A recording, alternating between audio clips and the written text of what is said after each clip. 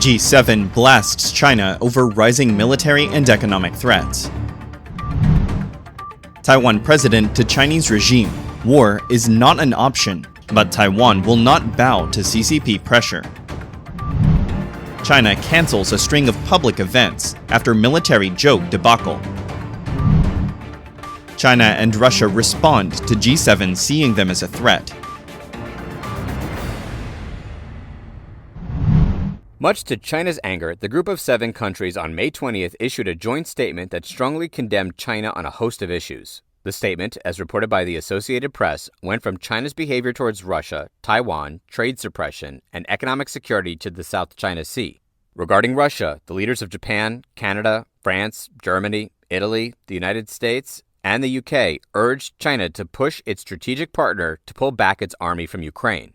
They said, "We encourage China to support a comprehensive, just, and lasting peace based on territorial integrity and the principles and purposes of the UN Charter, including through its direct dialogue with Ukraine." The G7 was seriously concerned about China's activities over the East and South China Seas. They reiterated that Beijing has no legal basis in its expansive maritime claims and opposed its regional militarization. The statement reads, "A growing China that plays by international rules would be of global interest." They also urged the Taiwan issue to be resolved peacefully. The governments added that they seek to de-risk, not decouple, from the Asian country. They said, "We will take steps, individually and collectively, to invest in our own economic vibrancy. We will reduce excessive dependencies in our critical supply chains." The G7 also condemned China for using its trade power to penalize countries. As per Politico, the statement said they had launched a new coordination platform on economic coercion that would let them increase collective assessment, preparedness, deterrence, and response to the behavior. The countries would also engage other partners to join the efforts. The statement also mentioned China's human rights abuses in Tibet, Hong Kong, and the far west region of Xinjiang. In a defiant response, China's Foreign Ministry spokesperson Wang Wenbin called the G7 a clique. 中国从来不搞胁迫霸凌那一套。历来旗帜鲜明反对霸权主义、单边主义和胁迫外交。我们敦促 G7 顺应开放包容的时代大势，不搞胁迫外交和封闭排他的小圈子。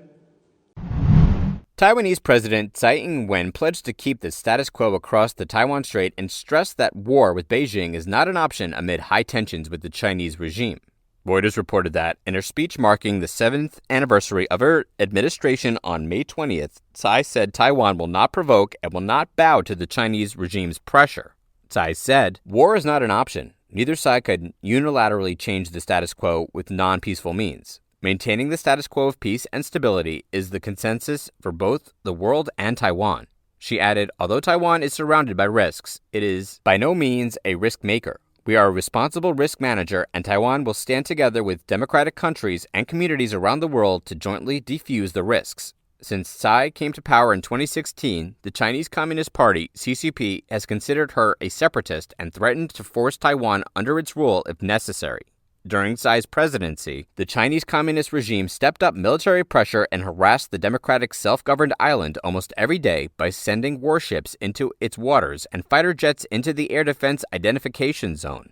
Taiwan is trying to boost its defensive capabilities under ongoing CCP threats by investing in missiles and drones. In her speech, Tsai mentioned that Taiwan officials are discussing with the U.S. about $500 million worth of American weapons aid to Taiwan. The weapon delivery was delayed due to the COVID pandemic. In the meeting with President Tsai last month, U.S. House Speaker Kevin McCarthy emphasized the need to accelerate arms deliveries to Taiwan in the face of growing threats from the CCP regime. A few days ago, Mike Gallagher, the head of the U.S. House Select Committee on China, said he wanted Taiwan at the top of the list of nations needing prompt weaponry shipments from Washington. A series of concerts and events in China have been abruptly canceled this week, citing the same reason of force majeure. According to Bloomberg, the call-off spans across the country and ranges from arts, business, to even folk festivals. Among them, the publication named the What the Folkstival outdoor concert in Beijing, the Buddhism-influenced Kisakao chorus group show in Guangzhou, and the Ladies Who Tech convention in Shanghai. As unrelated as the events are, a Beijing-based musician who requested anonymity said their cancellations came from the Xiaoguo incident, where a company was recently fined more than $2 million after one of its comedians joked about the Chinese military on May 13th. The comedian Li Haoshi has been detained and is facing prison terms for causing a severe social impact with his remarks. Bloomberg noted that force majeure, or unforeseen circumstances, usually means that the authorities, such as the police or other government agencies, have intervened to stop something that they think is bad for the country or the public. The Beijing-based musician said that when incidents like the Xiaoguo case happen, the government often goes after foreigners and big-name bands and artists. The Ladies Who Tech convention, meant to happen on May 14th, is supposed to host a mix of Chinese and foreign speakers. What the Folksival would have seen overseas performers playing acoustic music to soothe your soul. The Kesakao chorus group is made up of Chinese members. One of the folk music artists in Beijing said that the shows in China must be authorized by the local department of the Ministry of Culture and Tourism before they happen. Still, they were not so strict about this rule before, and many shows went on without authorization. The artist, who also wants to keep their identity secret, told Bloomberg that the comedian's case led to the recent cancellations. The person expected that the shutdowns would soon pass. Beijing and Moscow reacted angrily to the Group of Seven, or G7 meeting in Hiroshima, where leaders of major democracies committed to fresh sanctions against Russia and voiced growing concerns about China.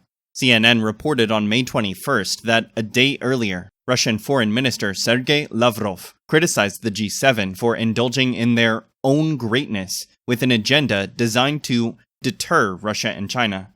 At the same time, China's foreign ministry accused G7 leaders of hindering international peace and said the group needed to reflect on its behavior and change course.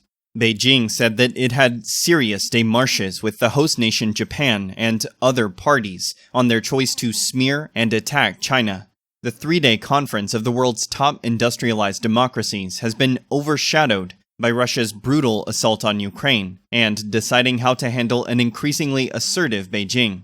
The event also features a surprise in-person appearance of Ukrainian leader Volodymyr Zelensky.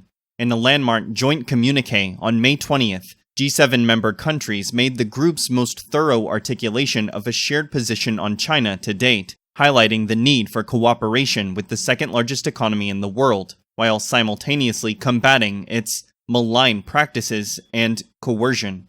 G7 leaders agreed to follow the hardening of attitudes towards China in some European capitals, despite differing opinions on handling relations with the important economic partner that the US considers the most serious long-term challenge to the international order.